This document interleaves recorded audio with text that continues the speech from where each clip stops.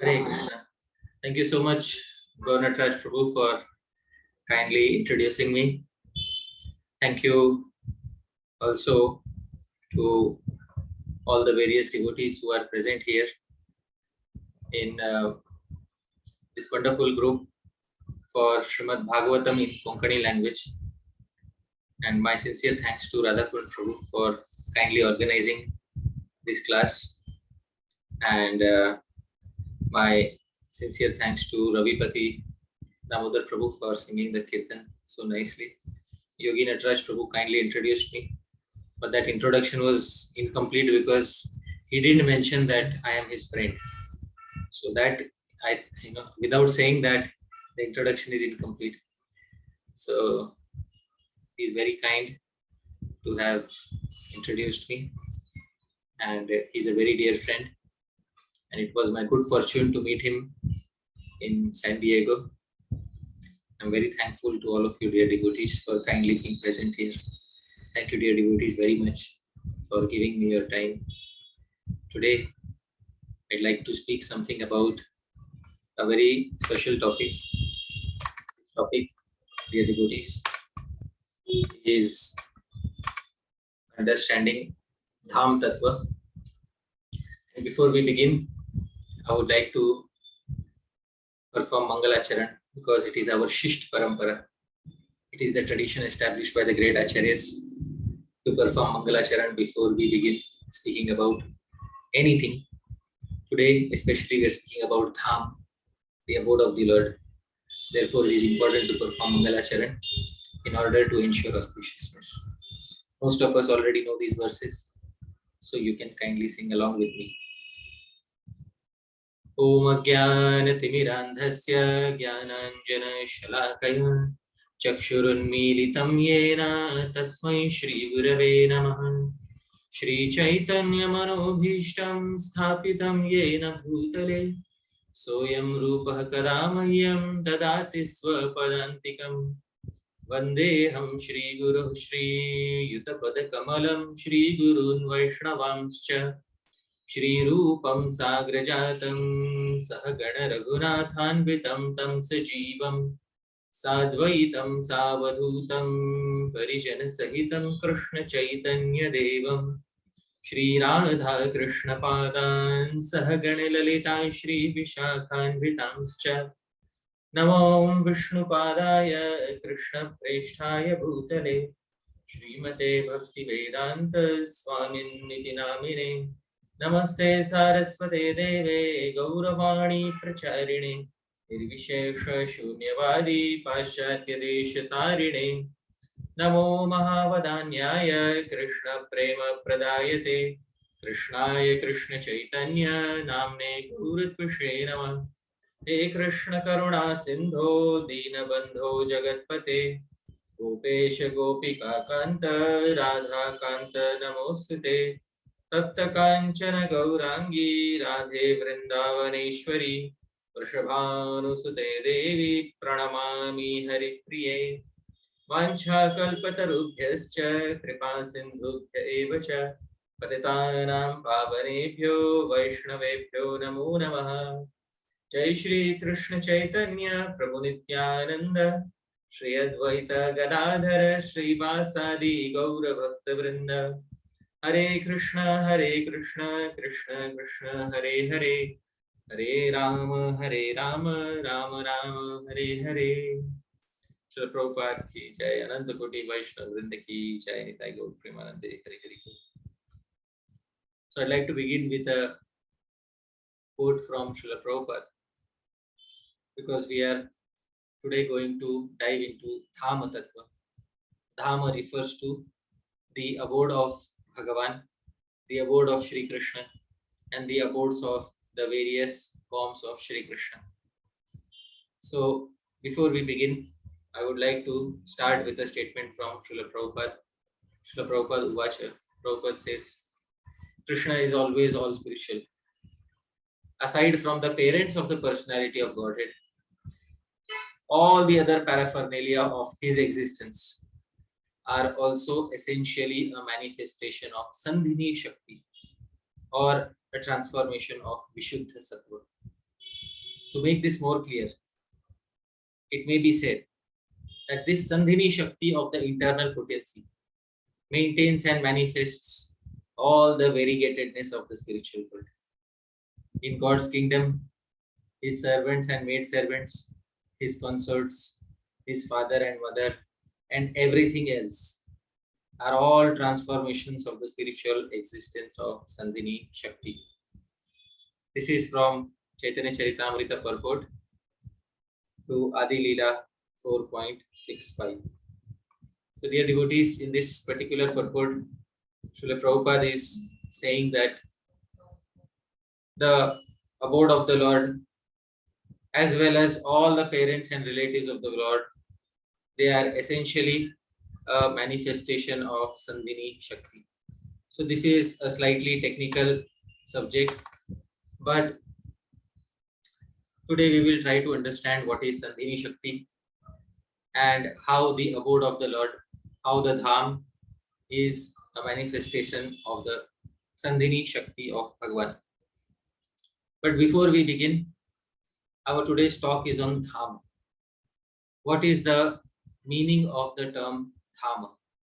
We have to understand that. So if we try to see what is the meaning of the term Dham, the meaning of the term Dham is derived from Panini's verbal roots. So in Sanskrit language, all the terms, they are formed using verbal roots. Sarvam dhatumayam jagat. All the terms are formed using dhatus. So our term is Dhama. Dhama means abode of Bhagavan. This term Dhama is formed using the dhatu, the verbal root dudhae. And this verbal root is used in the context of dharane or sustenance. So the verbal root is dudhae. But from this verbal root, according to Panini's rules, the initial du and the final syllable iya is removed. So what remains is simply dha. So the verbal root is dha now after removing the initial and the final syllables. And then this verbal root dha combines with the suffix manin using Panini Sutra, Unadi Sutra, Sarva Dhatubhyo Manin. And from manin only man remains. So finally what we get is dha man, and this dhaman is what is basically finally our term Dhama. So the actual term is Dhaman, and what we have, what we see in front of us in day-to-day life is Dhama. So this is how technically the term is derived. Now what are the various meanings? We saw the grammatical derivation of the term Dhama. What are the various meanings of the term Dhama? So the various meanings of the term Dhama are mentioned in the various lexicons, the dictionaries, Sanskrit dictionaries. So one of the Sanskrit dictionaries is called Medini Kosh, and Medini Kosh gives the various meanings of the term Dham. The Medini Kosh says, Dhama dehe grihe rashmau sthane janma prabhavayoh. Dhama. The term Dhama is used in the meaning of dehe, in the meaning of body. Grihe, in the meaning house or home. Rashmau, it is used in the sense of rashmi or a ray of light. Sthane, it is also used in the sense of sthan or an abode. And janma prabhavayo, it is also used in the sense of janma, birth or appearance, and prabhava, the effect that any entity has on another. So these are the various meanings, the various senses in which the term Dham is used. And for us, in the context of today's discussion, it refers to Sthane. it refers to the abode, the location of Bhagavan. We see there are two prominent dhams that we know of. One is the dham in the spiritual world, which is known as Tripad Vibhuti, and one is the dham in the material world, which is known as Ekpad Vibhuti. So the spiritual world is known as Tripad Vibhuti, and in those spiritual worlds there are various abodes of the Lord. And in the material world, which is Ekpad Vibhuti, there are also many abodes of the Lord, 7 of whom are prominent: Ayodhya, Mathura, Maya, Kashi, Kanchi, Avantika, Dwaravati, and sometimes people say Puri, 8th, Puri Chaiva. So Ayodhya, Mathura, Maya, Kashi, Kanchi, Avantika, Ayodhya, Mathura. So all these various abodes, they are present within Ekpad Vibhuti, or within the material world. So these are denoted by the term Dham. So Dham refers to two types of abodes, those in the spiritual world as well as those in the material world. Now, Srila Prabhupada had said that the Dham is a manifestation of Sandhini. So what does this exactly mean? This we have to see. So basically, Srila Jiva Goswami in his Sandarbhas, in the Bhagavad Sandarbha, he explains what is Sandhini. We see a nice painting of Krishna, Balram and all the Gopas in the spiritual world having a good time with all the cows. You see, this is the Dham, the spiritual world, this Goloka, this Vrindavan, Mathura, Dwarka. These are Dhams in the eternal spiritual world. So for Krishna to perform any pastime, and for any other form of the Lord to perform any pastime, there is a specific need for having a dham, a place which will act as a shelter of all the pastimes.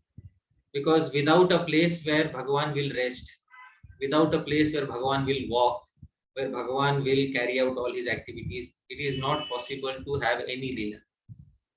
So therefore Bhagavan has to have a place where he can walk, where he can take rest, where he can perform various activities. So that place, that abode, is known as Dhama.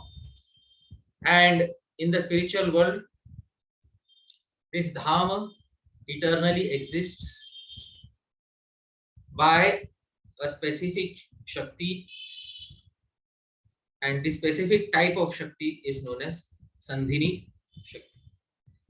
So Sandhini is one type of internal potency. See, in the spiritual world, there is the internal potency, Antaranga Shakti, Swarup Shakti. And Sandhini is one type of Antaranga Shakti. There are basically 3 types of Antaranga Shakti. One is known as Sandhini, one is known as Samvit, one is known as Hladini. So the Dham, the abode of the Lord, is basically manifested by Sandhini Shakti. Now the Dham in the spiritual world was never created at any point of time. It eternally exists. Since time immemorial, it has been existing. There was no point in time when this Dham was created. So since time immemorial, Bhagavan Sandhini Shakti is manifesting as well as maintaining this Dham. Shri Jiva Goswami says in the Bhagavad Sandarbha, Sadrupatvena Yapadishyamano Yaya Sattam Dadhati Dharayati Cha Sa Sarva Desha Kala Dravyadi Vyaptikari Sandhini. So he says Sadrupatvena. So the Bhagavan is denoted as Sat, eternally existed. But there is a specific aspect of his internal potency. So Bhagavan is himself eternally existing Sat. And at the same time, he maintains his eternal existence by his internal potency and a specific aspect of his internal potency. And not only does he maintain his own existence, but dharayati cha, he also sustains the eternal existence of all others in the spiritual world by a certain potency. So this aspect of his internal potency is sarva desha kala dravyadi vyaptikari. It pervades all places, times, entities, etc. It is known as Sandhini. So whatever we see in the spiritual world, the bodies are manifested by Sandhini Shakti. The land is manifested by Sandhini Shakti. The trees are manifested by Sandhini Shakti. The fruits are manifested by Sandhini Shakti. The clothes are manifested by Sandhini Shakti. The grass, the creepers, whatever we see in front of our eyes in the spiritual world, whatever we see using the spiritual eye, it is manifested by one potency, Sandhini. This is one aspect of Antaranga Shakti or internal potency. So this is the task of Sandhini Shakti, to eternally manifest all these various forms in the spiritual world. Now this Sandhini Shakti, actually another name is Adhar Shakti. So in the Sandarbha, Srila Jiva Goswami has explained that Bhagwan's internal potency, Swarup Shakti, she is of the nature of Shuddha Sattva, transcendental goodness. There is no material modes, Sattva, Rajas, Tamas, ever touching her. She is completely aloof from the material modes, and she is the Swarup Shakti of Bhagwan in the spiritual world. Now this Swarup Shakti also, she has three categories, three divisions. So when in Swarup Shakti there is prominence of Sandhini aspect, when Sandhini aspect is more prominent, or the Sat aspect, the existence aspect is more prominent, then she becomes known as Adhar Shakti, and she becomes the cause of sustenance of all the entities in the spiritual world.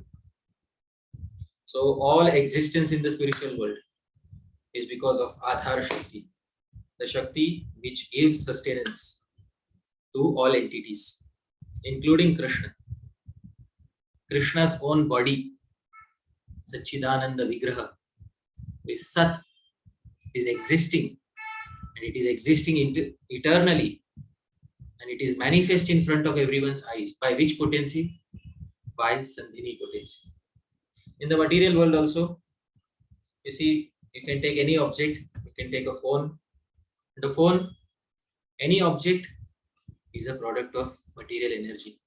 If material energy ceases to exist, the object will have no existence at all. The object will immediately disintegrate if material energy doesn't hold the object together. But in the material world, the material energy cannot hold together objects forever, because the material energy has a nature of destroying objects. But in the spiritual world, all objects are eternally held together. They manifest eternally by Sandhini Shakti, and they are never destroyed. This Sandhini Shakti also becomes known as Adhar Shakti. Now, simply by existence, things will not work. There also has to be knowledge. So every living entity in the spiritual world should know, who am I, who is Bhagwan, who are all these entities. So when the prominence of Samvit, Chit aspect is there, so it is known as Atma Vidya or knowledge. It eternally manifests all knowledge in the spiritual world. All sorts of knowledge, knowledge of the self, knowledge of Bhagwan, all knowledge is manifested in the spiritual world by Samvit potency. And because of interactions, now it will simply, knowledge will not do. There has to be interactions, Adan Pradan, give and take. Relationships have to be there. So when Hladini Shakti becomes prominent, then Guhya Vidya or Priti, love, joy manifests in the spiritual world. So entire existence in the spiritual world is being carried out by these three aspects of Swarup Shakti, Sandhini, Samvit and Hladini. Sandhini maintains the world and all the entities. Samvit produces knowledge within them. Not produces, it manifests eternally, knowledge within them. And Hladini, she eternally manifests joy within them. So these are the three aspects of Swarup Shakti. And our Dham is manifested by Adhar Shakti. So Jiva Goswami clearly says in the Bhagavad Sandarbha, Adhara Shaktya Bhagavad Dham Prakashati, that the Dham of Bhagavan is eternally manifest by his Adhar Shakti. We see all the mountains, all the trees, basically all existence, all the flowers. Not only that, all the bodies of the cows, the birds, including the body of Krishna himself, is eternally manifested by Sandhini Shakti. This is confirmed in the Chaitanya Charitamrita. The Chaitanya Charitamrita, Adilila, chapter 4 says, Sandhini Rasara Amsha Shuddha Sattva Nama Bhagavanir Satta Yahate Vishrama. So the translation is Sandhini Rasara Amsha. The essential portion of the Sandhini potency is Shuddha Sattva. Shuddha Sattva. So basically Sandhini is one of the aspects of Shuddha Sattva. Bhagavanera Satta Hoy Yahate Vishram. Lord Krishna's own existence rests upon it. So this is Chaitanya Charitamrita Adi Leela 465. Krishna's own manifestation in the spiritual world. When a devotee sees Krishna with his eyes, the eyes of the devotee, the body of Krishna, both of them are manifestation of Sandhini aspect. And when the devotee sees Krishna, and then the knowledge is manifested, oh, this is Krishna. That knowledge is manifestation of Samvit aspect.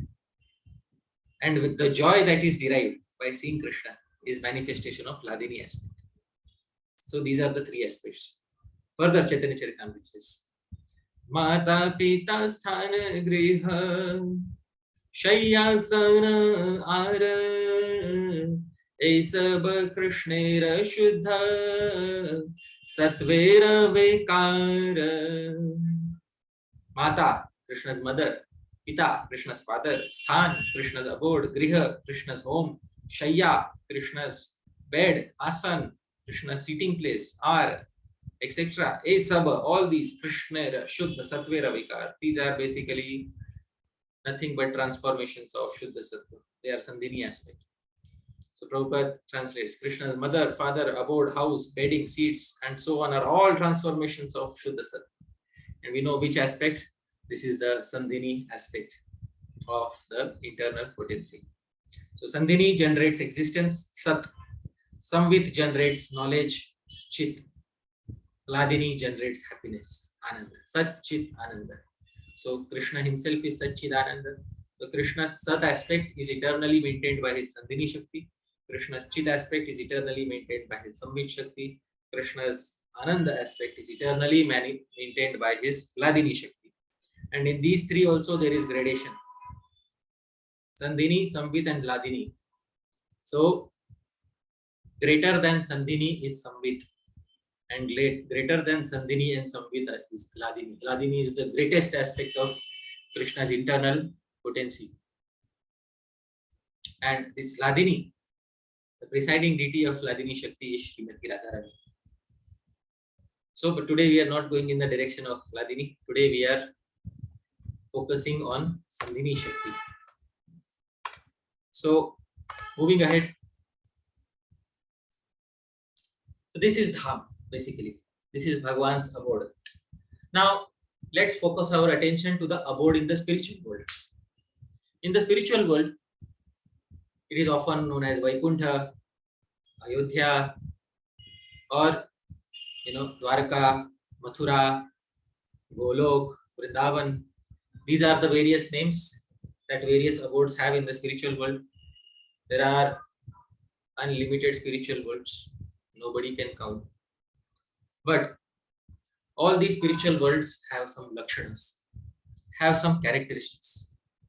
Dear devotees, the spiritual worlds have characteristics equal in number to the characteristics of Krishna mentioned in Srimad Bhagavatam. Srimad Bhagavatam says Navalakshana Lakshitam. So actually Srimad Bhagavatam has 10 characteristics, and the 9 characteristics indicate the 10th Ashraya, which is Krishna himself. So Krishna is Navalakshana Lakshitam. He is indicated by 9 characteristics, first 9 characteristics. Similarly, Krishna's abode is also indicated by 9 characteristics. What are the 9 characteristics of Krishna's abode?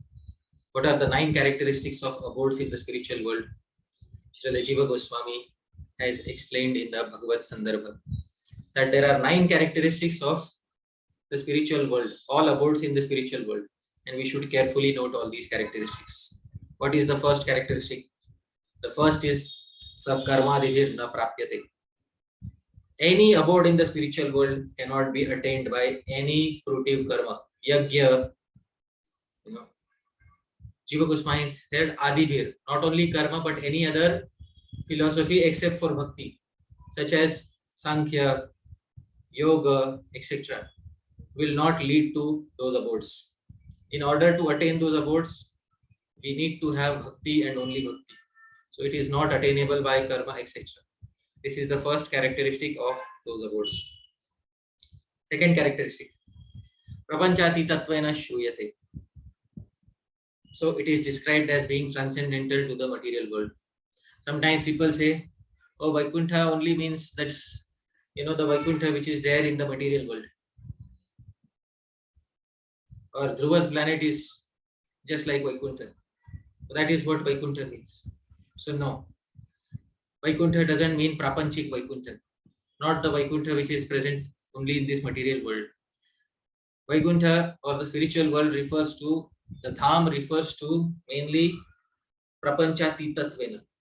It is understood to be mainly beyond the material world, transcendental to the material world. This is the second characteristic. Third, Tam Labdhavatam Askhalana Guna Satmyena Stuyate. Tam Labdhavatam, those who attain Askhalana Guna Satmyena Stuyate. So they never fall down from the spiritual world. Like Krishna has said, Yad Gatvana Nivartante Tad Dhama Paramam Mama. From my abode, individuals do not return back. So Krishna's Dham is glorified as having the quality of never allowing the fall down of its residents. So no resident from the spiritual world ever falls down. So these are all, the Sanskrit is all exact words of Srila Jiva Goswami. Fourth characteristic, Naigunyavasthayam eva labhyate. So it is attained only after attaining Nirguna or after transcending the material modes. So anybody who is within the material modes, he will not attain Vaikuntha. Only in Nirgunya Avastha, only in Nirguna Avastha, only after transcending all the gunas, Sattva, Rajas, Tamas, only in Nirguna Avastha will one attain Vaikuntha or any other abode of Bhagavan. Fifth characteristic, Laukika Bhagavan Niketasyapi Tadaveshan Nirgunyam Atidishyate Ityatah Satutad Rupataya Sutaram eva gamyate. So Shri Jiva Goswami says, Laukika Bhagavan Niketasyapi. So even the abodes in the material world, Tad Aveshan. So there are some abodes in the material world also. For example, Mathura, or we might say Ayodhya, or sometimes devotees say temple is also abode of the Lord. So all abodes are Tad Aveshan because Krishna has personally entered into them. Therefore, Nairgunyam Atidishyate. Therefore, they are understood to be, free of all modes of nature, Nirguna. Ityatah Satu Tad Rupataya Sutram eva gamyate. So when Krishna enters into any abode in the material world, that abode also becomes transcendental. So what to speak of those abodes in the spiritual world where Krishna is eternally manifesting his pastimes? Definitely, the abodes in the spiritual worlds are free of all such modes. Sixth characteristic, Sakshadeva Prakritehe Paratvena Shruyate. And it's not only because Krishna has eternally entered, directly by itself also, inherently, its very nature is of Sandhini. It's transcendental to material nature. 7 characteristics, Nityataya Utkrushyate. The Dhāma of Bhagavan, the spiritual world, is declared as eternal. There is no destruction of any spiritual world at any point of time. 8th characteristics, Moksha Sukham api tiraskurvantya bhaktya labhyate. Tiraskurvantya bhaktya. That bhakti which derides even the joy of impersonal liberation. Only that bhakti can cause one to attain that abode. So it is attained only by that bhakti which derides even the joy of impersonal liberation. And 9th, Satchidananda Ghanattvena abhidhiyate. So it is ghana, it is concentrated, Satchid Ananda. It is concentrated Sandhini, Sambit and Hladini. That is Bhagavan's abode. It's a place where concentrated Sandhini, concentrated Sambit, concentrated Hladini Shaktis are constantly, eternally going about their divine play. All these 9 characteristics are explained in the Bhagavad Sandarbha of Srila Jiva Goswami. So, Navalakshana Lakshitam Shri Krishna, Navalakshana Lakshitam Bhagavad Dhāma. So, there are 9 characteristics of Bhagavan, 9 characteristics of Bhagavan's Dhāma. So, these are 9 characteristics. Navalakshana Lakshitam Shri Bhagavad Dhāma. So, having understood this is the spiritual world, dear devotees. These are the qualities of the abodes which are present in the spiritual world. So once we understand this, it becomes easy to understand the nature of the spiritual world. In the spiritual world, there is no old age, there is no disease, there is no death, there is no destruction. So all these exist only within the material world, only within the material energy. And therefore, the spiritual world is in a completely different category altogether. Now, this is about spiritual world. So, we should also understand something about Dham in the material world. When Dham comes to the material world, because the Dhams that we have visited, most of us might have visited Vrindavan Dham, and we have gone to Vrindavan Dham, we have seen Shri Vrindavan Dham with our own eyes, we have Charma Chakshu, we have material eyes, and because we have Charma Chakshu, material eyes, we still manage to see Vrindavan Dham with our Charma Chakshu, with our material eyes. What did we see? Are we seeing something spiritual? Are we seeing something material? What is going on when we see Vrindavan with our eyes? What about the Dham in the material world? So, dear devotees, we saw the Dham in the spiritual world. See how beautiful it is. Bhagavan Shri Krishna is eternally visible there. The devotees who have spiritual eyes, they can see Krishna because of Sandhini Shakti. They can know Krishna because of Samvit Shakti. They can relish various rasas with Krishna because of Hladini Shakti. So, Sandhini, Samvit and Hladini, they create such a beautiful combination in the spiritual world. This is the condition of the spiritual world. But today, in the material world, more than 5,000 years have passed. Krishna has disappeared from our vision. And the Dham that we see today seems to be in a different condition. Dear devotees, the Dham that we see today doesn't seem to be in the same condition that we saw that we would expect when Krishna was present 5,000 years ago. What has happened to the Dham? Today, many concrete buildings have come up, and it seems as if the Dham is shrouded.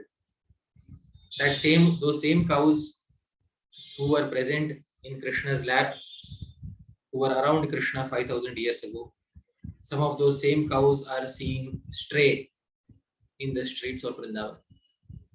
A lot has changed. What exactly has happened? And how can we understand that Vrindavan is transcendental, that same abode in the spiritual world which Krishna manifested 5,000 years ago? So how can we understand this? So Srila Jiva Goswami explains something in the Krishna Sandarbha. Srila Jiva Goswami says we should focus on 2 verses of the Srimad Bhagavatam. These verses are from the 12th canto of Srimad Bhagavatam. In order to understand what is going on with the Dham today in front of our material eyes, we have to understand 2 verses from the Srimad Bhagavatam. What are the 2 verses? Sri Jiva Goswami quotes these 2 verses from the 12th canto of Srimad Bhagavatam. Vishnur Bhagavato Bhanuhu Krishnakyo Saudivam Gatah Tada Vishad Kalir Lokam Pape Yad Ramate Janah Yavat Sapad Padmabhyam Sprishan Aste Ramapati Tavat Kalir Vai Prithivim Parakrantum Nachashakat Vishnur Bhagavato Bhanuhu Krishnakyo Asau Divam Gata. So Bhagavato Bhanuhu, Bhagwan is like the sun, and Vishnu is like one aspect of one ray of that sun. That Bhagwan is Krishnakyo, his name is Krishna. Asau Divam Gata. When Krishna went to his abode, eternal Goloka Vrindavan, Tada Avishat Kalir Lokam. At that time, Kali Yuga entered this planet. And how is that Kali? Pape Yad Ramate Jana. This Kali is of such a nature that Jana, all people, Ramate, they take pleasure in pap, in sinful activities. So this verse indicates that Krishna did not allow Kali Yuga to set foot until he was personally manifesting his pastimes in Dwapar Yuga. This next verse confirms this. Yavat Sapada Padmabhyam. As long as with his 2 lotus feet, Sprishan Aste Ramapati, he was as if touching the earth, that Lord of Lakshmi. Tavat, till that time, Kalir Vai Prithivim Parakrantum Nachash. Till that time, Kali Yuga could not take over this planet Earth. So, Sri Jiva Goswami says, we can understand what Sri Jiva Goswami is trying to say. Sri Jiva Goswami is trying to say that as long as Krishna's 2 feet were touching planet Earth, till that time, Kali Yuga could not enter and manifest his nature on planet Earth. But as soon as Krishna disappeared, Kali Yuga manifested and started, enacting all of his negativities on planet Earth. So this is the translation. The Supreme Lord Vishnu is brilliant like the sun and is known as Krishna. When he returned to the spiritual sky, Kali entered this world, and people then began to take pleasure in sinful activities. As long as Lord Shri Krishna, the husband of the goddess of fortune, touched the earth with his lotus feet, Kali was powerless to subdue this planet. This is from Bhagavatam 12th canto, 2nd chapter, 29th and 30th verses. Now, question arises. Krishna's feet are completely transcendental, Chinmay. So, can completely transcendental feet ever touch a material object like earth? Because the earth is one of the Panchatattvas, Bhumi. So can it ever touch something material? Sri Jiva Goswami says that Esham Sacha Prakasha Prithivisthopi Antardhana Shakyatam Asprishaneva Virajate. He says Krishna's feet, they touched earth without actually coming in contact with earth. So Krishna's feet never actually came in direct contact with material nature, as if they were touching the earth. Asprishaneva. They were not actually touching. So they were as if touching the earth. And similar is Krishna's Dham. Krishna's Dham is completely spiritual, transcendental. That Dham, without touching the earth, it comes in contact with earth. Just as Krishna's lotus feet, without touching the earth, they come in contact with the earth. Similarly, Krishna's abode also, without touching the earth, it comes in contact with earth when Krishna comes. So the dhams in the material world, such as Mathura, Dwarka, Vrindavan, they are replicas. Basically, they are prakashas of the abodes in the spiritual world. These abodes exist in the material world on planet Earth without actually coming in contact with matter. How do they do that? they do so by their Antardhan Shakti, potency of disappearance. So this Dham, the Vrindavan Dham that we see 5,000 years ago when Krishna actually manifested, at that time Krishna's entire abode manifested along with him, because Krishna's feet were as if touching the earth. So the Dham was also as if touching the earth. But neither were Krishna's feet exactly in contact with earth, nor was the Dham exactly in contact with earth. Because spiritual objects never mix with material objects. They don't actually come in contact with material objects. So 5,000 years ago, the Dham manifested along with Krishna. So that is known as Prakat Prakash. That is when Krishna appeared, the Dham was manifesting Prakat Prakash. It was fully manifest. Everyone could see the entire Dham. And then after Krishna's disappearance, still, the Dham is there, Krishna is also there. Even today, Krishna is there in Vrindavan. And the entire Dham is also there in Vrindavan. But some of that Dham is visible to us, some of that Dham has become unmanifest. Krishna has become unmanifest, aprakat. So some objects, some entities have also become unmanifest. In Shastra, it is said that there was a big Kadamba tree in Vrindavan and thousands of branches. But that cannot be seen today. So it has become aprakat, just as Krishna has become aprakat, disappeared. Some objects are still there. They are called Drishyaman Prakash. So what we can see, Govardhan we can see, Yamuna we can see. As for some time, these will be there. Gradually, the Drishyaman is also entering into the category of aprakat. Gradually, the Dham is getting shrouded. So in this way, the Dham is partially visible to our eyes, partially not visible. And whatever is partially visible to our eyes is mainly because of the Kripa, the mercy of the Dham. Gradually, this partial visibility will also go away as and when the influence of Kali Yuga is increasing. This is the indication given by the verses quoted. Because Krishna has left, therefore the influence will grow. So Prakat Prakash, when Krishna appeared, the Dham appeared in its full glory. Aprakat Prakash, after Krishna's disappearance, the Dham starts getting shrouded. Krishna is no longer visible. Some entities also leave the Dham.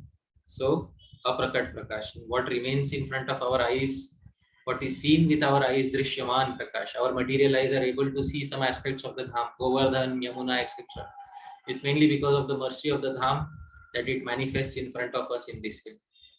So these are the three aspects of the Dham, and this is what is the Dham in the material world. Once we attain perfection in our bhajan, once we attain perfection in our bhakti, then we receive Siddha Deha. And in this Siddha Deha, we have spiritual eyes with which we can perceive the entire Dham as it is. So this is Dham in the material world. So this is basic Dhāma-Tattva that I have tried to explain. And although it is very elaborate, it needs a lot of explanation, and it also needs some time to get fully digested. But still, I try to explain to the best of my capacity. Before I end, I would like to specify a beautiful verse from Padyavali which glorifies Mathura Dhama. There is a verse in the Padyavali which is in the meter Shardul Vikriditam, and this verse is in front of us. I'll try to sing it and then I'll explain the verse. He matar mathure tvameva niyatam dhanyasi bhumi tale nirvyajam natayas shatam savidhayas tubhyam sarasantuna hitvam hanta nitantam adbhuta gunam vaikunఠముత్కంఠయా Swayambhuj Vilochana Sa Bhagavan Yena Vatirno Hari. Hey Matar Mathura, O Mother Mathura, Tvameva niyatam dhanyasi bhumitale. You are constantly glorious on this planet Earth. Nirvyajam, without any duplicity. Natayah, obeisances, shatam, hundreds of obeisances. Savidayas, with all respect. Tubhyam sada santuna, may we always offer. Please accept hundreds of obeisances from us with complete respect. Why? Hitva hanta nikantamad putagunam vaikuntham utkanthaya. With great desire, our Lord left the abode of Vaikuntham. There are some things which Bhagwan could not attain in Vaikuntha. What could Bhagwan not attain in Vaikuntha? His pastimes of taking birth, his pastimes of growing up, his pastimes of, those various growing up pastimes, he could not attain in Vaikuntha. And therefore, Tvayam Boja Vilochana Sa Bhagwan. So when he appeared on your surface, O Mathura Devi, he was able to manifest all these pastimes. Yenavatirnu Hari. Therefore, Bhagwan Hari appeared on you. O Mathura Mandal, all glories to you. You are the actual cause of the manifestation of Sri Hari. And therefore, O Mother Mathura, all glories to you. This is the translation. O Mother Mathura, you are very fortunate and glorious in this world. We repeatedly offer our respectful obeisances, bowing before you hundreds of times, because the lotus-eyed Lord Hari left his most wonderful Vaikuntha worlds and eagerly appeared within your boundary. This is Padyavali, verse 120, by an unknown author, but Sri Rupa Goswami compiled it in his Padyavali because it is such a nice verse. So dear devotees, with this I will pause right now. We will give some time for question and answers. Yadatra skhalitam kinchit vidvamsah purayantu tat yadatra saushthavam kinchit tad guroreva me nahi. Yadatra skhalitam kinchit. It is definitely possible that I might have made many mistakes while presenting this particular topic. If there are any mistakes, vidvamsah purayantu tat. May all the learned people, kindly correct those mistakes. Yadatra saushthavam kinchit. If there is anything nice in the presentation, tad guroreva. It belongs to my Gurujanas, my Diksha Guru, Shri Srimad Radha Govindadas Goswami Maharaj, my Shiksha Gurus, all the disciples of Srila Prabhupada, all the God brothers of Srila Prabhupada, all the Gaudiya Vaishnavas from all the branches of Sri Chaitanya Mahaprabhu's tree, who appeared in the past, who will appear in the future, and who are currently present, including all of you. You are all also my Gurujanas. So it belongs to you. Anything good in the presentation belongs to you. It definitely doesn't belong to me. Once again, I would like to thank Radhakunda Prabhu for kindly inviting me, and also to Ravipati Damodar Prabhu for kindly singing the kirtan so nicely. Also to my dear friend Kaur Nataraj Prabhu for kindly introducing me. And in advance, I am thanking Balram Kinkar Prabhu and Vipra Sudama Prabhu, who will render the talk into Konkani. Thank you very much, dear devotees. Srila Prabhupada ki jai. Hare Krishna. Hare Krishna, Prabhuji. Can we take the questions and now, Prabhuji? Sure. So if anyone has the questions, those who are raised, they can unmute themselves and ask the questions. Others can wait, and those who want to put it in the chat box, they can do it so. Hare Krishna. Yeah, Hare Krishna, Prabhuji. I am Haridas Thakur Das from Gurgaon. Hare Krishna. I happened to meet you one time in Sector 45 temple in Gurgaon, some 2-3 years back when you came here to give a lecture. And I was very impressed with your explanation that time, and so it has been this time. And it was a very nice explanation about the Dham. I have one question, Prabhuji.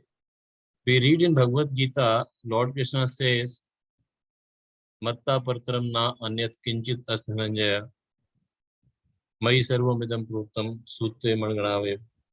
Everything rests on me, just as pearls rest on thread. And then he again says that Aham Sarvas Prabhu, the famous verse as we know.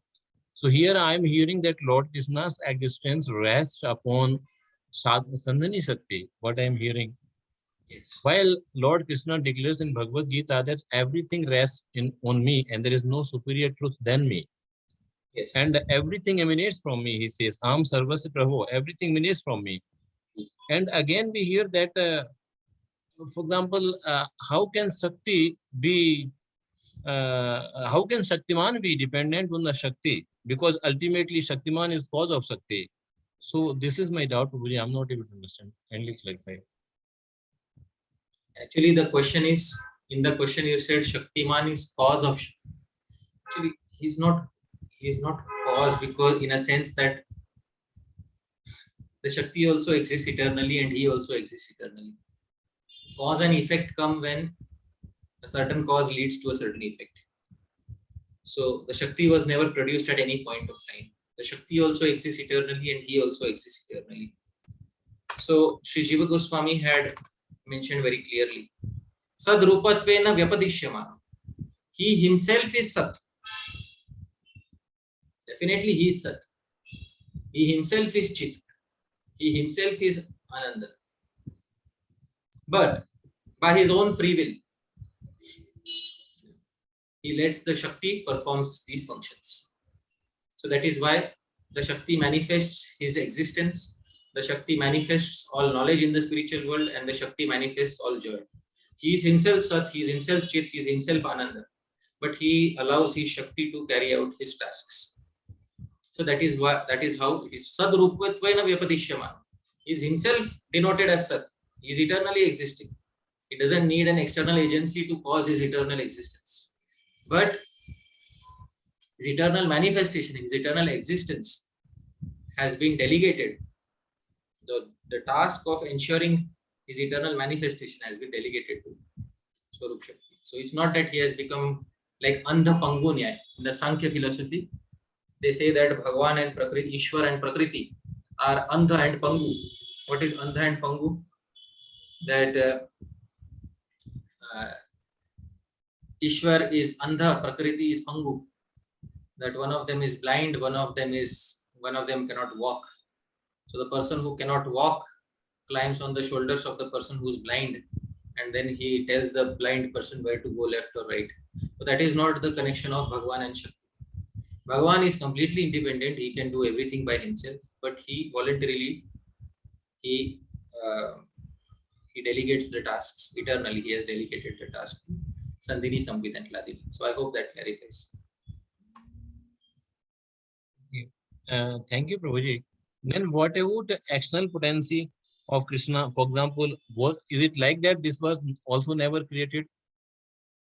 Or is it simultaneously existing with the Lord? The external potency also is never created, because the material world also, Ishwar, Prakriti, Kal, Karma and Jiva are said to be eternally existing. So Prakriti is never created. But that Prakriti, material Prakriti, it does not play any role in Bhagavan's own existence, or it doesn't play any role in the spiritual world. Its only role is to stay away from Bhagavan and carry out activities in the material world. Okay, thank you, Prabhuji. Thank you. So, Prabhuji, then when we talk about the spiritual abode of the Lord, we read in Bhagavatam that there is not mode of passion or ignorance, not even time is there. And what in the material world, there is time. So, for example, if there is time in the material world, then we understand that time is separating the events and the cause and action effect, but we understand in material world. But in spiritual world, since there is no existence of time, so of course there is nothing like when it was created, and the questions like that when it was created. There are no effects of time. Definitely there is time. Does the sun not rise? There is no moonrise and sunrise. Obviously they are there in the spiritual world, but there are no effects of time. Okay. But then, Prabhuji, we read in Bhagavatam, Pravarte yat rajastamastyo na sattvam na cha kal vikrama. There is not existence. Kala vikrama. The vikram of kal is not there. The effect of time is not there. Thank you, Prabhu. Thank you. Nice. Can I ask one more question, Prabhu? No, let some other day. There are many devotees waiting. Who's the moderator? I think you can pause now, because Prabhuji, there are many others to ask the question. Hare Krishna. Okay. Hare Thank you. Krishna Prabhuji, Dhanavad Pranam Jai. Hare Krishna. Hare Krishna. Mataji, unmute and do it again. Hare Krishna Prabhuji, yeah, thank you Prabhuji. Hare Krishna Prabhuji, Dhanavad Pranam Jai Srila Prabhupada. Prabhu, my question is, I have a couple of questions. First question is, you said there are 7 dhams in the material world. And in that you mentioned about Maya, Avantika, but there is no mention of Vrindavan Prabhuji. You mentioned that Mathura is there. So how do we understand Prabhu? Vrindavan is not considered as one of the dhams? Mathura refers to Mathura Mandal, 84 crores, which includes Vrindavan. So what is this Maya Prabhuji? Maya is which place? I didn't understand. Some devotees say Mayapur. Okay. Previous authorities have said that Maya refers to Haridwar. Prabhu, thank you so much for the wonderful explanations, Prabhuji. We really, so grateful for you. And the last question is, Prabhu, the spiritual world is Sat Satchit Ananda, and there's large potencies are working there as an existential potency and pleasure potency and knowledgeable potency. But how about the material world, Prabhu? Is there anything like that even in the material world? In the material world also, there are the material modes. There is Sattva, Rajas and Tamas. Sattva produces joy, Tamas produces sorrow, Rajas produces a mixture. So there are various potencies in the material world also, which produce knowledge, which produce joy, which produce sorrow, etc. But in the material world, there is an existence of sorrow because of Tamogun, because of the influence of Tamogun. So there is sorrow in the material world, but that doesn't exist in the spiritual world at all. So in the material world, the dhammas also existed even in the material world, right? So is there any potency working for the existential, just like in the spiritual world, is something is working on that same way other than the modes, Prabhu? So yeah, acharyas say that. See, material energy also has Sandhini, Samvit and Hladini aspects. But that is only 1/4 of the total creation. In the material world also there is Sandhini, existence, there is Samvit, knowledge and Lada, there is joy. But all of them are temporary. Nothing is permanent. Thank you, Prabhuji. Thank you so much. Hare Krishna. Hare Krishna. Next question, please. Hare Krishna, Hare Parshad, Prabhu, Dhanavat Pranams. I apologize. I joined literally just a few minutes before you had ended your session. So I apologize if this is a very rudimentary question, but and if this is being too exacting. But you had mentioned that the DOMs, while on planet Earth, don't actually come in contact with matter. But I guess I don't understand what that means, because material bodies, people are going into the Dham, so it is coming in contact. Or did you really mean when you say come in contact that it's not excuse me, it doesn't get oh my gosh, I lost there, influenced, or it doesn't get dirtied, just like how the soul is in contact with the material body, but it doesn't lose its purity. And I'm like Krishna was on earth, but he's 100% spiritual, but he's in contact with demons and material like bodies, even non-devotees, and he doesn't get contaminated, but he's in contact. Right. So that is what is exactly indicated, that it appears to come in contact with the material world without actually touching material nature. Just like the living entity comes in contact with the material world, but ultimately the living entity is spiritual. It never touches matter. But because of false ego, etc., because material energy is able to overcome the living entity for a small period of time, therefore the living entity gets overcome by material energy. But this example of Jiva cannot apply to Bhagwan. Bhagwan never gets overcome by material energy. He comes to the material world, he remains untouched. It appears as if he is touching the material world, but he never really touches the material world. Similarly, the Dham, even today, with our material bodies, we enter into the Dham, we see Govardhan, we touch Govardhan, and it seems that we are touching Govardhan with our material bodies. But Govardhan never actually comes in contact with any matter. Govardhan itself is spiritual, transcendental, and it cannot be touched by any material object. So it is its own mercy, it is by its own mercy that it is becoming manifest in front of our material eyes. By its own self, it will never get affected by any matter. So that is the answer to your query. Thank you. I'm sorry. I guess I still am impressed. You said the jiva, you're using the jiva. The jiva is not actually contaminated either by the actual soul itself. It cannot be contaminated just by illusion, though we can, which Bhagavan cannot. But are you saying we can still apply that same thought process about the jiva to these Dhams and Krishna? No. I said because see, the jiva is forced to appear in the material world by Maya. But the Dham and Bhagavan are not forced by Maya to appear in the world. So that analogy of the jiva which you gave, it cannot really be applied to the Dham and Bhagavan, because the jiva is forced by Maya to appear, but Bhagavan and the Dham are not forced. They come by their own will. Thank you. Thank you so much. Hare Krishna. Next question, please. Omkar Das Prabhu and Bhuvandat Prabhu. One of you can unmute and ask, please. Hare Krishna. Hare Krishna. Yes, I have a question about this talk. We were talking about the Dhāma-Tattva.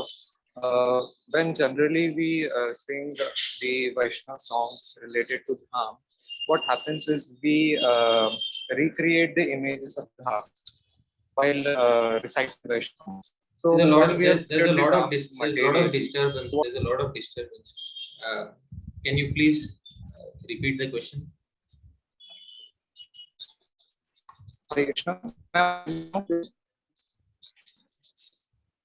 Prabhuji, I believe your connection is weak. So if you can hold and other can ask the question, you can come back, if you don't mind. Bhuvandat Prabhu, you want to ask the question because... Yeah, Hare Krishna, Prabhu. I hope I am here, like everybody is hearing me, I hope. Yeah. You are audible. Yeah, first of all, I would like to thank you very much, Prabhu, to, give such a wonderful lecture and, giving such a valuable time to all of us. So my question is for you, I wanted to ask, despite of, associating with the devotees, especially with the good and nice and especially pure devotees, still, the devotees which are on the second level of the devotional service, Madhyam Adhikari, or still they feel that they want to grow in their life, like financially as well as professionally as well. So what is the reason kind of? Is it a good sign in devotional service, or what do you feel about it, Prabhuji? How we should take this? Because if we are doing our all devotional service nicely, but at the same time, if we are trying to we succeed in our life, especially like professionally as well and financially as well, but keeping ourselves Krishna in the center. So what do you think about it? Is it a good sign in the devotional service, or what? How should we take all this? Hare Krishna. I'm sorry, there was a lot of disturbance. So I could only hear some part of the question. If I got your question correctly, is that there are many devotees who are not on the Uttama Bhakti stage, who are also interested in other things like financial progress, etc. So is it good to associate with such devotees? I believe that was the question. Muralidhar Charan Prabhu, do you think that was what the question was? Yes, Prabhuji. That was what I was trying to. Okay. So those who are not Uttama devotees, those who are not, exactly following Uttama Bhakti, they are also devotees. We should associate with them, but we should only take from the devotees characteristics which will help in our own bhajan. Anukulyasya sankalpah pratikulyasya varjan. What is favorable for our bhajan, we should accept. Whatever is not favorable for our bhajan, we should discard. So this is what is the central principle of Sharanagati, of surrendering to Bhagwan. That we should accept what is favorable and we should not accept what is unfavorable. So we may associate with many people, but we accept only what is favorable for our bhajan from them, and we don't accept what is unfavorable. And for different people, what is favorable, what is unfavorable may be different. So from person to person, every person should use their intelligence to decide what is favorable for my bhajan, what is not favorable for my bhajan, and accordingly they should associate. If we are associating with devotees who are having some unfavorable, something which will make us unfavorable towards bhakti, then we should not accept those unfavorable characteristics from those individuals. So anukulyasya sankalpah pratikulyasya varjana.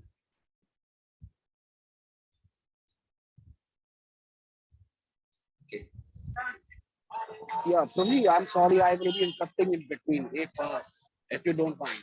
Prabhu, I am saying that if, suppose if see as someone is doing this business and he keeping Krishna in the center, he's keeping Krishna in the center. Can you be closer to the mic? Can you be closer to the mic because your voice is not having that clarity? It breaks down. Yeah, Hare Krishna, Hare Krishna. Is my voice clear now? Is my Yeah. voice clear? Yeah. Yeah. Now I'm saying that a devotee, who's keeping himself 24 hours, in a Krishna conscious positions, but at the same time he is trying to grow up, professionally as well and financially as well. But he is not going against the, Krishna consciousness rules.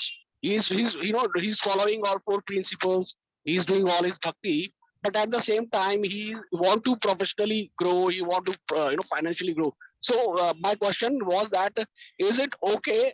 Can he think something like this, or he should keep himself in a very low profile?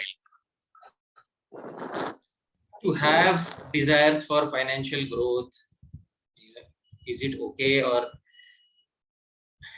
the thing is, Uttama Bhakti has been defined as Anya Abhilashita Shunyam, that free from all other desires besides the desire to perform bhakti. So therefore, from a very strict perspective, any desire besides the desire to perform bhakti is not Uttama Bhakti. So it does not lead to Uttama Bhakti. But in the immediate run, the devotee may be interested in making a business or growing financially. But the devotee should know that ultimately financial growth is not a limb of bhakti. In the 64 limbs of bhakti, financial growth and making a business are not included. So therefore, if Rupa Goswami wanted, he could have included financial growth as one of the 64 limbs of bhakti, but he has not included. Why? Because he is speaking about Uttama Bhakti. The entire Bhakti Rasamrit Sindhu is about Uttama Bhakti, and therefore all these things are Anya Abhilash. Therefore, in the long run, the devotee should understand that this is my own tendency which I am trying to satisfy. After satisfying this tendency, I have to move ahead and move into Uttama Bhakti. This is the answer to your query. So for the time being, a devotee may be pursuing, but the devotee should know that this doesn't fit in the category of Uttama Bhakti. That is the answer to your query.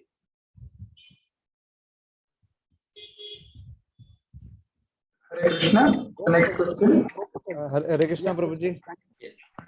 Hare Krishna, Prabhuji. Wonderful class, Prabhuji. So I have a particular question, especially for people who are in Middle East. So, we have a tendency that after we go back to India, we plan to stay in Dham or, reside in Dham. Many people might planning to buy in Vrindavan or Mayapur, because many people say one of the 5 important things to be done is residing in Dham. So is it word by word we have to stay in Dham, or, like Bhakti Charu Swami Maharaj used to tell that we can stay anywhere and do devotional service. So which is the correct way? Because sometimes we get, we think that we will go to Dham and do devotional service after the end of the job and all. So if you can guide us in that. And one small question, Prabhuji, just that, whenever you go Dham, the monkeys remove the specs, if you have heard this, So is there any particular reason? Because sometimes I heard that, like you told, we see it with our material eyes, so they try to remove it. Is it a correct answer? I don't know. So I wanted to ask this question. Thank you, Prabhuji. So first question is for those who are those who are staying in the Middle East countries.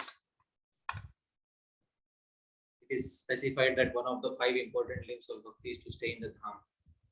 So does it really mean staying physically in Vrindavan Dham or staying through the mind? Did I get your question correctly, Prabhu? Yes, Prabhuji. Yeah. Okay, so this question is answered in Bhakti Rasamrit Sindhu commentary by Sri Jiva Goswami. This Bhakti Rasamrit Sindhu 1, 2, 294 to 296. The verse says, Kuryad Vasam Vraje Sada. Reside always in Vraja. Sada. Vraje. Always in Vraja. Vasam Kuryad. One should reside. Sri Jiva Goswami says in the commentary, here is the commentary. Samarthya Sati. If one has the capability, then Vraje, in Vraja. Which Vraja? Somebody may say my temple is also Vraja. No. Shriman Nandan Vrajavasa Sthane. That Vraja in which Nanda Maharaj resided. Shri Vrindavan Adav. Sharirena Vasam Kuryat. Reside with your physical body.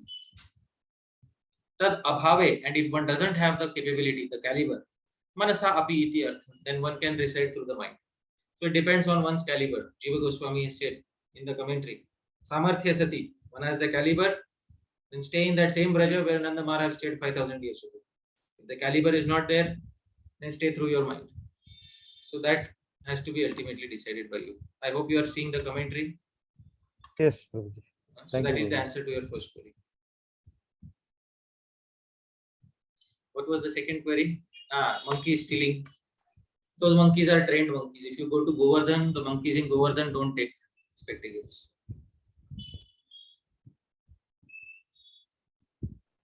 Those who have gone to Govardhan, they have noticed in Govardhan the monkeys don't steal your spectacles. That's only in Vrindavan area. They are trained by some of the locals. Once one monkey gets trained, then many monkeys get trained. But we are fortunate till now the training has not reached Govardhan. That's good for us. Thank you, Prabhuji. Thank you. Wonderful class. More and more class required from you. Harsh Prabhu, your mic is open. You can ask the question. Hare Krishna Prabhuji, Dandvat Pranam. Thank you for such a nice class. It was really enlightening. Actually, Prabhuji, I had a doubt that from this class, like I understood that the Sandhini Shakti refers to the Sat Shakti, and Sat aspect of Bhagwan. Sat is not a Shakti. Sat is an aspect of Bhagwan's Bhagwan. So the Sat aspect is manifested by Sandhini Shakti. Yeah. Like in the introduction of Bhagavad Gita, I read that Prabhupada wrote that the Sat feature, from Sat feature, the impersonal Brahman realization is the realization of Sat feature. But like the impersonal Brahman is like impersonal. But we understood that the Sandhini is it is what it gives form. So like I'm little bit confused by that. How can we understand that aspect? See, Brahma manifests as a Jyoti. The only manifestation of Brahma is Jyoti. And Brahman's only, Brahma means Sat aspect. What does Brahma do? It simply exists. What is one function of Brahma? It only exists. Sarvam Kalvidam Brahma. Everything here is Brahma. It only exists. Does Brahma engage in any activities? No. Ultimately, Brahma doesn't engage in any activities. Does Brahman have any characteristics? No. So what is Brahman? Brahman is Satta. It exists everywhere. So only Sat aspect is present in Brahma. But that Sat aspect is also not manifested by any Shakti. I hope you are able to understand. That Sat aspect of Brahma is not manifested by any Shakti. But when Sat aspect is manifested by a Shakti, you start seeing spiritual forms. I hope in Brahma you cannot see anything because Brahman is not perceivable by the eyes. So Brahman is existence without Sandhini Shakti. Okay, thank you. But when existence with Sandhini Shakti is perceived, then the sadhaka sees Bhagavan's form. So that is, it's a technical subject, but I am trying to explain in as simple words as possible. So Brahma, actually what is Brahman? Brahman is nothing but Bhagavan devoid of all energies. Bhagavan perceived as being devoid of all energies. That is Brahman realization. So Bhagavan, when he is perceived without all energies, he simply, he manifests in the consciousness of the sadhak, the Brahmavadi, as Nirvishesh Brahma. He can't see Brahma, he can't taste Brahma, can't touch Brahma, can't smell Brahma, can't, have any interaction with Brahma. Just knows that Brahma exists and he is Brahma. Aham Brahma Asmi. So that is what, that's such a sadhaka feels. So that Brahma is not manifested by Sandhini Shakti. There is no perception of Shakti in Brahman realization.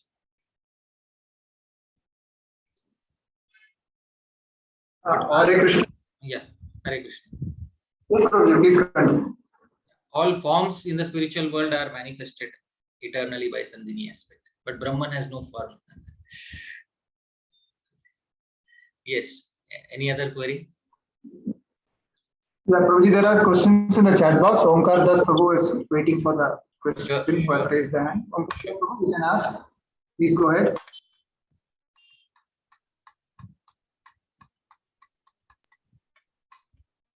We can't hear you, Prabhu. Yeah. Hare Krishna, Prabhuji. Dandatam. Is my voice audible, Prabhu? Yeah. Hare Krishna. Yeah. Prabhuji, when we visit the Dham, we have material vision. So we'll see the Dham from a material side. And when we recite Vaishnava bhajans or aspirations to serve in the Dham, that is spiritual world. So what happens is that the image which we have seen here, that image kind of we develop in our mind while we are praying or meditating. Right. So what's the question?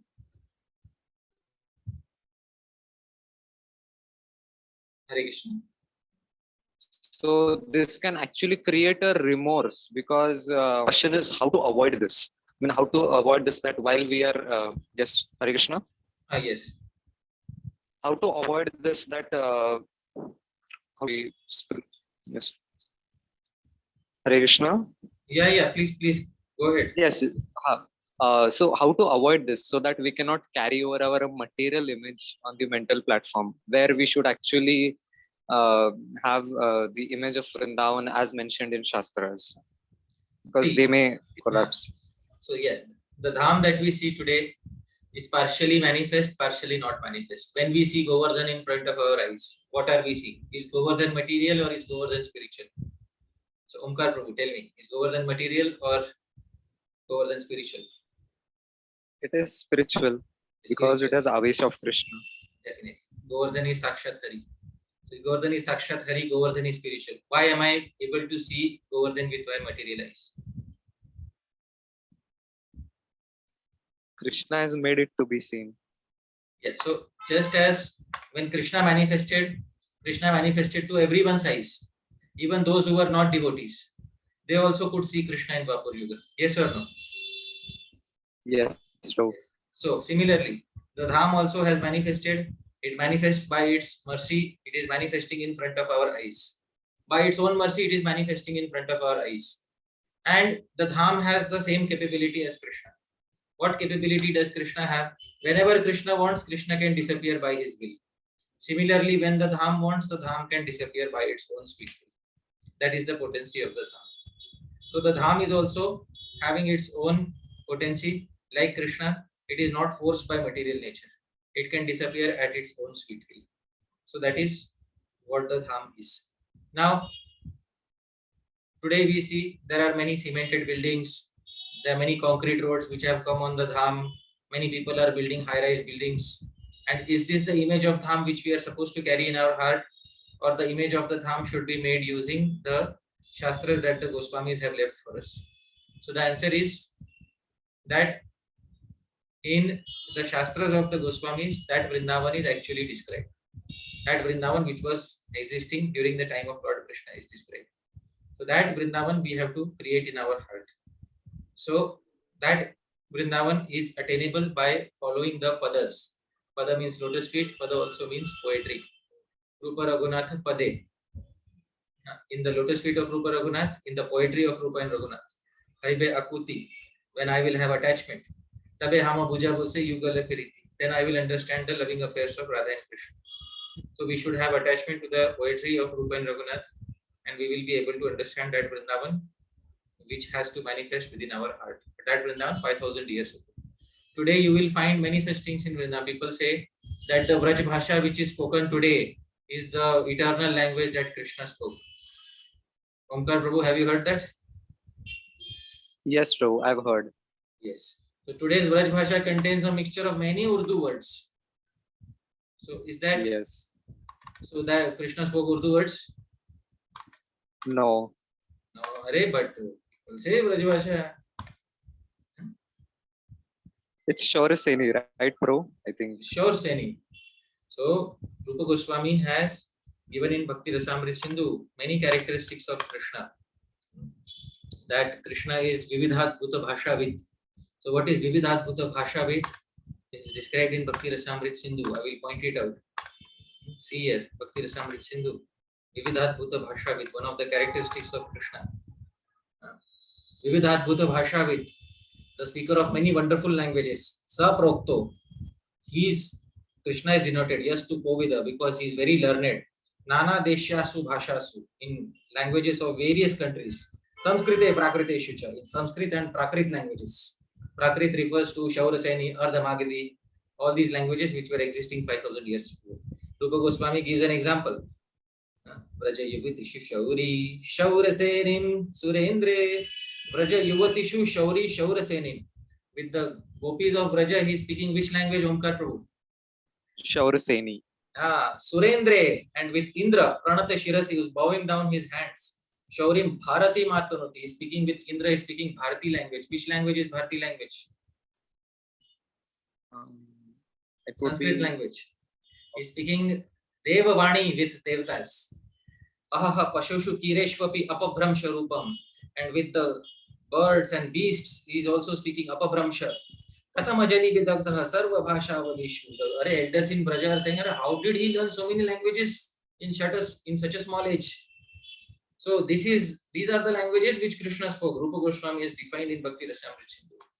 Today somebody will say, many languages mixed with Urdu are the eternal languages of the spiritual world. Will believe or will not believe? No. So our Praman comes from Shastra. Whatever is Pramanik, that is given in the writings of the Acharyas. That is Praman for us. Otherwise, if you believe that today's language that is spoken in Braja was that which Krishna spoke, it contains of many Urdu words. क्या उठ रहे हो बैठ रहे हो आ रहे हो जा रहे हो ये आ रहे हो जा रहे हो उठ रहे हो बैठ रहे हो these are many of them are taken from Urdu. So Krishna was speaking like this, or Krishna was speaking other languages? No, not like this. So that you have to understand. Create the Vrindavan which Goswami is having.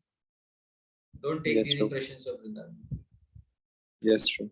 And just last question. This is Prabhu, then when we visit Dham, what should ideally be our conduct? What should be the aim, and how should we serve in Dham? And especially when sometimes we don't have direct contact with our seniors, sadhus. See, when we go to the Dham, Rupa Goswami has said in Upadeshamritam, Brajajana Tishtan Braje Tadanuragi Jananugami. So one should reside in Braja by associating with those who are, Braj Anuragis, Krishna Anuragis, those who are very dear, those who are very fond of Braja, who are very fond of Krishna, very dear to Krishna, very dear to Braja. When we go to Braja, our purpose mainly should be for performing bhajan. The entire world we can do prachar, but when we go to Dham, we should go for doing some bhajan, mainly for doing some bhajan. and that should be on our mind. So whatever is most favorable for our bhajan, we should try to do that. And most favorable for our bhajan is to stay with like-minded devotees, to not try to publicize oneself too much in the dham, that here I am, look, everyone welcome me. Doesn't everyone know today Hari Parshad Das has come to Vrindavan? Everybody should know. So that is not the purpose of visiting Vrindavan. Vrindavan means be silent and keep to yourself, associate with few like-minded devotees, associate with senior sadhus, spend as much time as possible in remembering Krishna and doing your activities of japa, kirtan and smara. These things are the ideal things to do in dham. Sometimes Srila Prabhupada also used to say more important than visiting from place to place is to hear about Krishna. So more important than eye exercise is to hear about Krishna. So that is why Bhaktisiddhanta Saraswati Thakur liked Prabhupada, because everybody used to wanted to see Sheshashayi Vishnu, the temple of Sheshashayi Vishnu.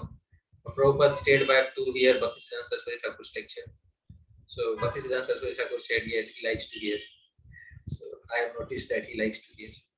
It's very important that we should go to the various tirthas, but mainly we should also use the time in building a Vrindavan within our heart. So I hope that satisfies your query.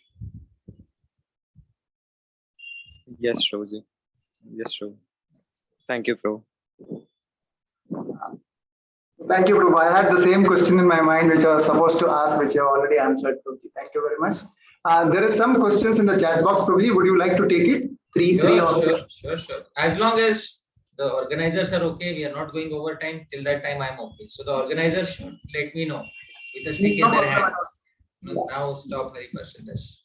No problem at all, Prabhuji. We can go ahead. So it is from IYF Meerut. Hare Krishna, Prabhuji, Dandavat Pranam. Prabhuji, may I know exact word to word meaning of, yes, quoted the shloka which you have put on the screen. Which one? Shri Vaishnava, hey, Gunanuma Madhisakat. That is not something I had shown today.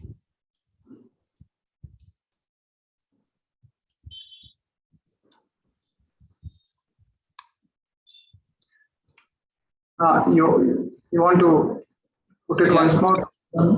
That verse was not in the presentation. Okay. Is the devotee who posted the question there is there online? Yeah. IYF Meerut, you want to ask anything very specifically by unmuting yourself?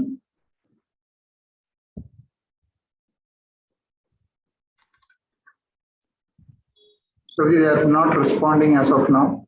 So shall we go with the next one?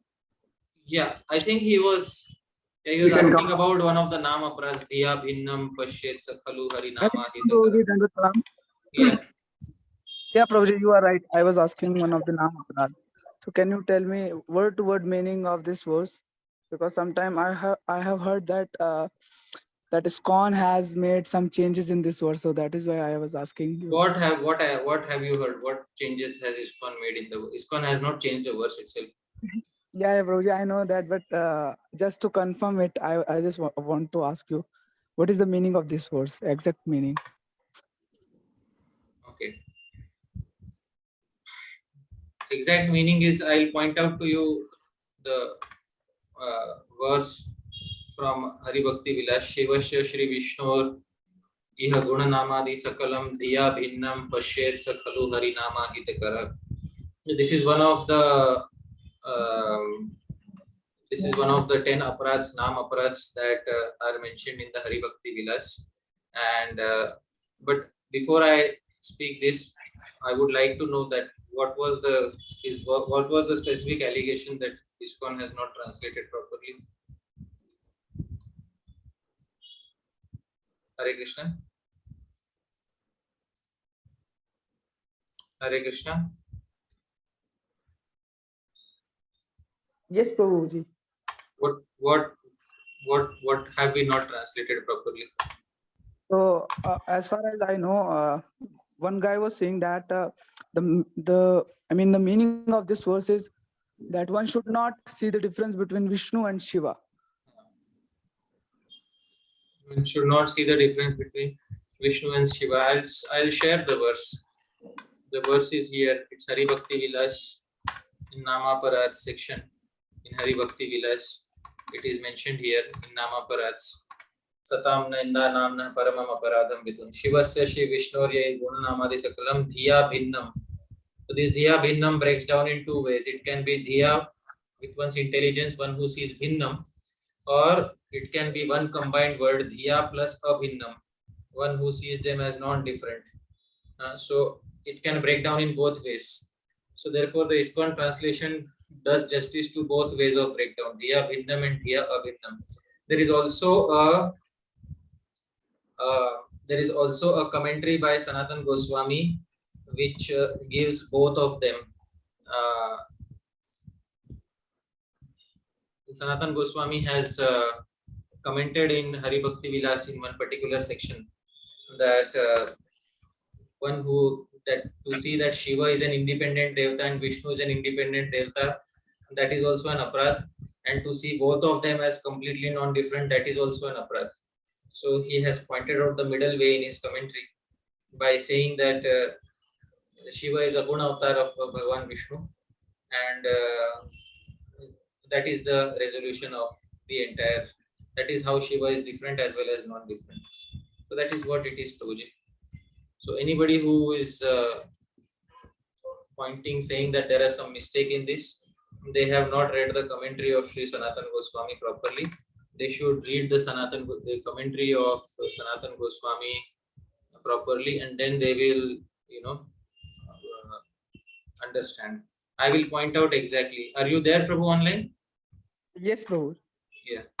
So I am pointing out, this is Hari Bhakti Vilas, 14th Vilas, 14.195 commentary.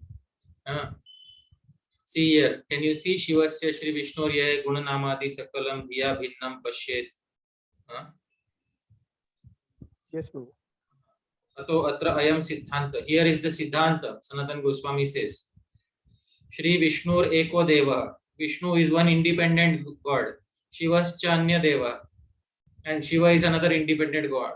Iti evam manyatve bhasamane tam namaskaradikam Vaishnavanam ayuktam eva.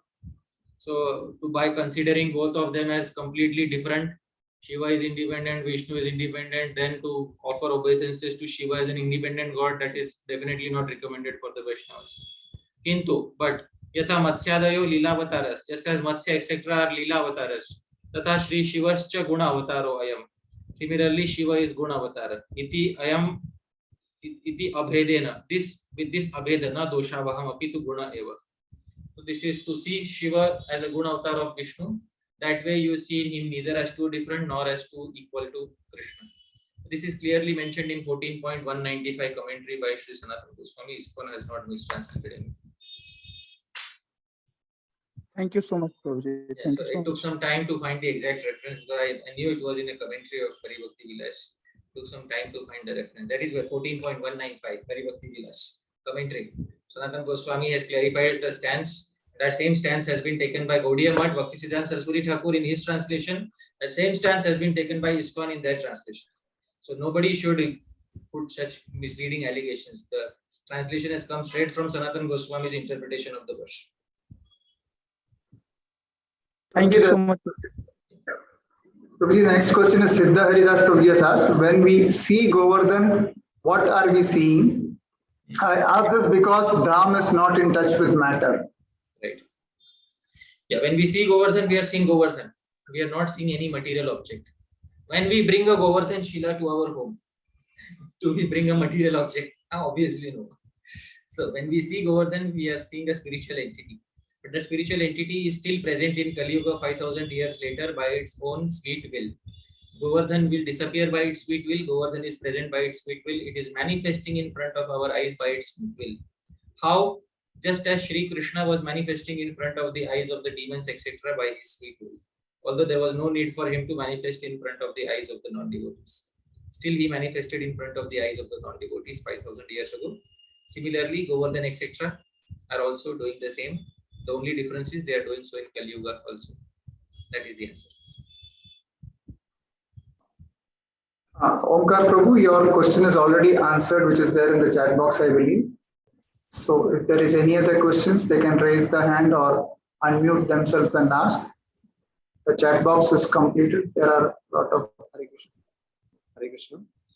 louder, Prabhu, if you can come closer. Hare And, Krishna. yeah. Hare Krishna. Yeah. Yes, Prabhuji. Prabhuji, I had a doubt about this verse, which about the Nam Aparad verse. Prabhuji, there are many verses in the Shastras which speak about Harihar Abhed. So Vaishnavas tend to give it a meaning like different in different ways how it can be reconciled. But the point is that we are in a way we can say that we are changing some verse, or we are changing the mood of the verse. This can be the allegation towards the Vaishnavas or towards specifically towards Gaudiya Vaishnavas. That this can be like said that what is given directly you are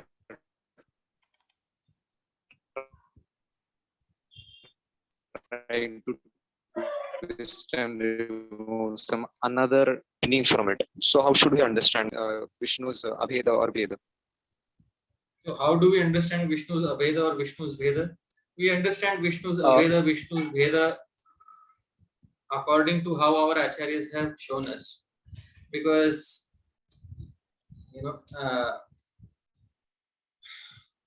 see, when in Hari Bhakti Vilas, when Shivratri, etc., all those sections come up. And there are verses in Hari Bhakti Vilas also. Shivasya Hridayam Vishnu, Vishnoscha Hridayam Shiva. Shiva is the heart of Vishnu, Vishnu is the heart of Shiva. Many such verses are quoted in Hari Bhakti Vilas also. But the acharyas have always explained that Abhed, there are some Abheda Shrutis and there are some Bheda Shrutis. There are some Shrutis which, or some Smritis which show Abheda, some Smritis and Shrutis which show Bheda. So we can't take sides only with one set of Shrutis and say that only Abheda is justified and Bheda is not justified. Neither can we take side with only Bheda and say Abheda is not justified. Therefore, Bheda Bhed has to be there, and the correct Bheda Bhed understanding is to consider Shiva as Gunavatar of Vishnu. Prabhuji, can we give any reference for this from Puranas or any Shastras? Reference for what? Reference for Shiva being a Gunavatara. It can be said that it is present in Satvika Puranas, but the same thing can be said that in the Tamasic Puranas, the reverse is mentioned. So what happens is when we take Puranas as an authority, so it becomes sometimes difficult to explain. Yeah, but your tattvas are decided from which Puranas? Sattva, Rajasya, Tamas. Sattva. Okay, Sattvam Yad Brahma Darshanam, says Bhagavatam. That's what Jiva Goswami quoted in Tattva Sandarbha. If you start deciding Tattva out of Puranas which are not representing Sattva, then will you get the correct Tattva? No. So then why to use Puranas which are not representing Sattva Guna to establish Tattva? Yes. But there will be some individuals who would be inclined to do that because they have such samskaras. They may be inclined to do that. They let them remain confused for thousands of years. Why? Because there are people who want to think that let's put all Puranas on the same level and then find out what is the truth. After writing 17 Puranas, Vyasdev himself was in depression, like literally in depression. He was not happy. Vyasdev himself is not able to come out of his own depressed state of existence after 17 Puranas. At least we believe that fact. Yes or no, Prabhu? Yes, Prabhuji. Vyasdev himself could not, achieve happiness by reading all the other 17 Puranas. So what will somebody else manage to achieve? So the thing is, somebody may say, yeah, to establish equivalence of all deities, we should read all the Puranas the same, and then we should try to extract Tattva from all the Puranas combined. But if we do that, we will end up in a major confusion. Because Vyasdev himself wrote the Puranas for different types of people. Therefore, it is not, you will end up in a confusion. Says who? Says Harish Suri. Would you like to see a verse from Harish Suri? Yes, Prabhu. For other Puranas? He is a very good verse. Very nice verse. So I'll point out Sri Harish Suri's verse from Bhakti Rasayanam. This verse is a very nice verse regarding other Puranas. So I'm quickly pulling out that verse. This verse is in his introduction to his Mangala Sharan to Bhakti Rasayanam. In his Mangala Sharanam, he says something and I will point out that verse. It's a very nice verse. Yeah, I'm sharing my screen. Please have a look. Can you see this verse? Anyabhihi kimutat purana tarani shreni virarohanam. Can you see this verse? Yes, Prabhu. So anyabhihi kimutat purana tarani shreni virarohanam. Yato yasunadivaro pilabhate param brahman manasa shakta yachrutireva dustara bhavam upar parangatau tam Shri Bhagavata Taranim kasanti tirshu shrayet anyabhihi kimutat purana tarani. Harisuri very boldly says, what is the use of other Purana boats? Other Puranas are like boats. I am here in this material world standing on one side of the ocean of material existence. I have to cross on the other side. And Vyasdev has created 17 Purana boats. But those Purana boats have become Purana boats. What is the other meaning of Purana? Omkar Prabhu.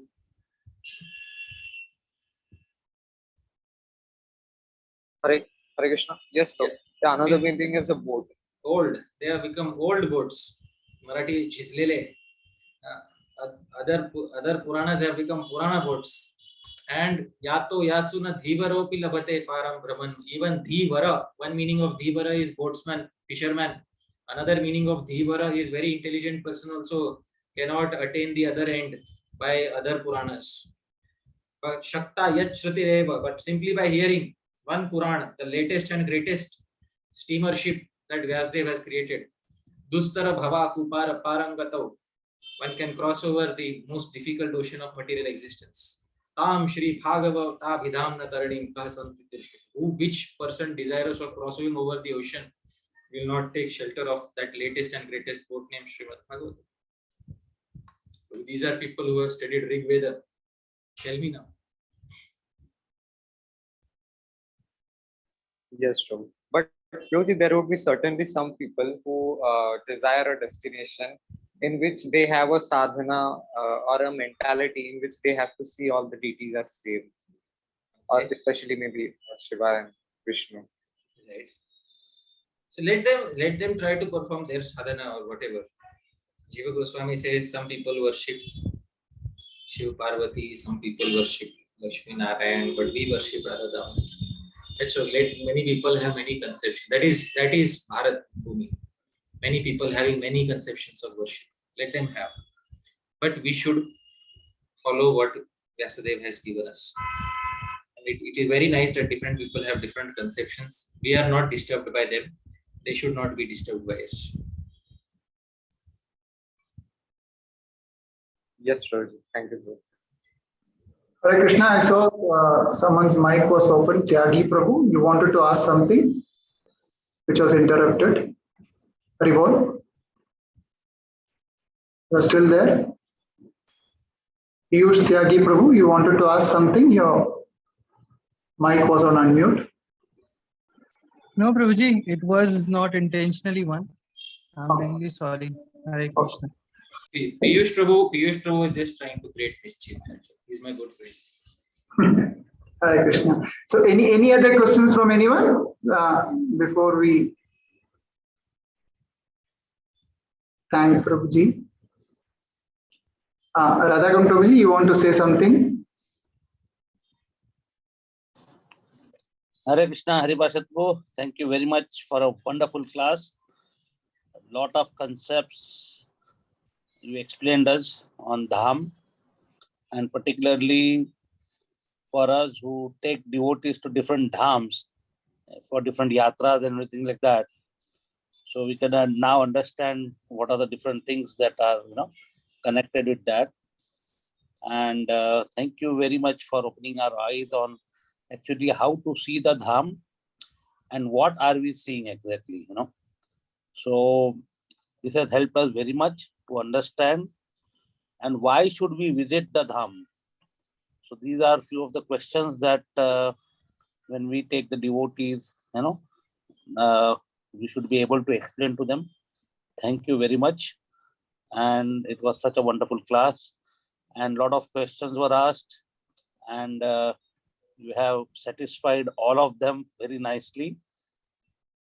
Thank you very much, Prabhu. Thank you, Hare Krishna. Prabhu. Thank you. I'm honored by your invitation.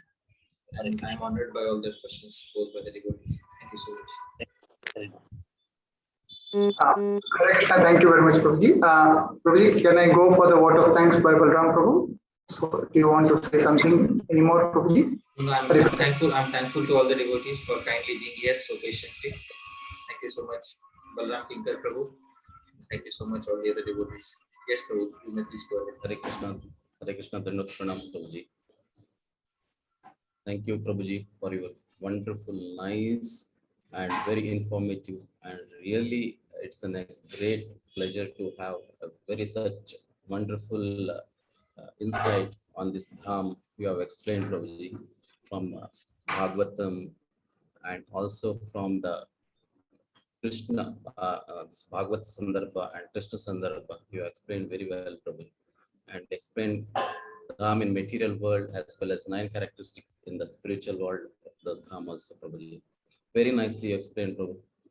So we are fortunate to have you in Bhagavata Purana Konkani, Prabhu, and we should thank you, Prabhu, and we should thank our senior, His Grace Radhakunda Prabhuji, as well as Dr. Vishrup Prabhu, all guiding us to have all such a wonderful devotees in this our forum to give a very good insight to our knowledge into the Bhagavad.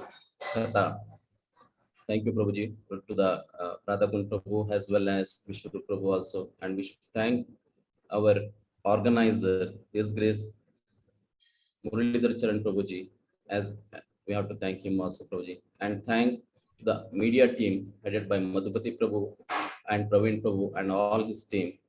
Thank you so much, Prabhu, to come again in our forum to give us more knowledge about Bhagavatam, Prabhu. Thank you. Thank you all devotees. Muralidhar Charan Prabhu, with your permission, I'll take leave now. Thank you very much, Prabhu. Please forgive us in case of any mistakes during the course of serving you. So we expect you in future also, so that we can get your blessings. Hare Krishna.